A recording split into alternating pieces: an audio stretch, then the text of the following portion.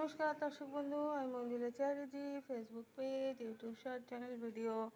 আজকে বানাবো আমি আলু দিয়ে ডিমের ঝুরি।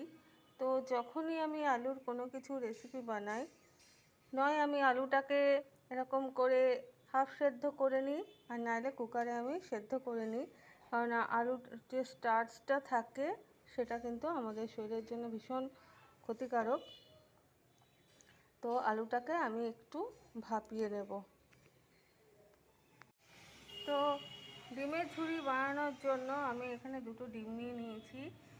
ফোড়নে দেব সাদা জিরে, আদা রসুনের পেস্ট, লঙ্কা, পেঁয়াজ কুচি, নুন আর হলুদ আর জিরেটাকে আমি মিক্স করব, সেই জন্য এটাকে একসাথে রেখে দিয়েছি। আর আছে এখানে সেদ্ধ করা আলু,